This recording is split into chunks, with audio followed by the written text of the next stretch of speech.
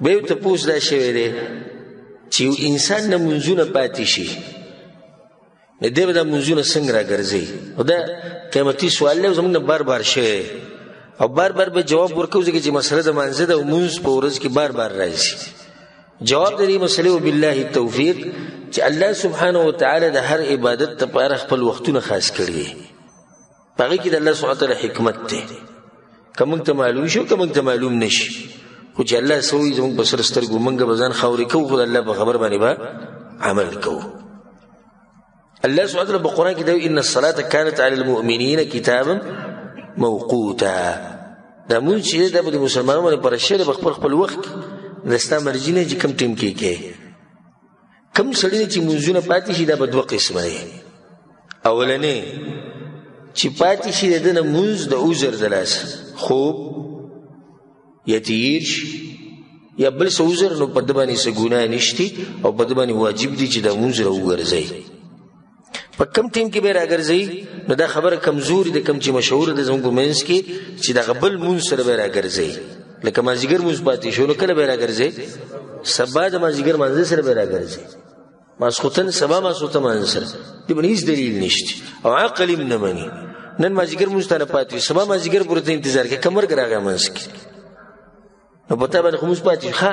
د دې کوم وخته پورې چې تا نه پاتې شوی دی لکه اوس یو سړی 5 بجې راپاڅېد مازدیګر مونځ د ده نه شوی دی د دې 5 پورې خو دی معذور دی اوده پاتې شوی خو د 5 نه چې دی سبا مازدیګر پورې ناست دی نو دا خو دی قصدن عمدن ناست دی د ده سره اوس څه عذر دی چې دی ناسته انتظار کوي او حدیث کې د رضی رسول صلی الله علیه وسلم انس بن مالک رضی الله روایت ته په صحیح بخاری کې مشته صحیح مسلم کې من نسی صلات چانه چې مونږ یې شو فليصليها اذا ذكرها هغه وخت کې دوی کله چې وتر آیات شي لا کفاره لها الا ذلك د دې بل څه کفاره نشته مگر دغه ده او د امام مسلم په روایت کې سره د زیادت راغله او نام عنها یدي د پاتیش او روایت کې دا مرضی په صحیح مسلم کې شته رسول الله اذا رقد احدكم عن الصلاه پتاسو یې کڅوک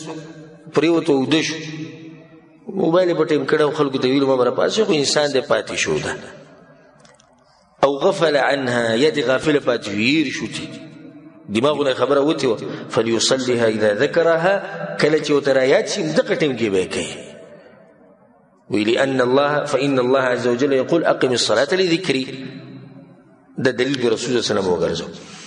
نو دینه مسله واضحه شو چې قضا شي منځونه به څنګه راګرځي خکه ډیری په ترتیب سره به راګرځي څنګه ترتیب چي لکه چې سړی نه ماسپخین مازیګر ما خام پاتې شي نه د مونږ چې راګرځي څنګه راګرځي ماسپخین مازیګر ما خام په دې ترتیب سره کوم چې راغي خپل ترتیب دی په هغه ترتیب سره به راګرځي د اولنې قسم خلک شو دویم قسم خلک هغه دي چې قصدن آمدنی مونږ لیټ کړي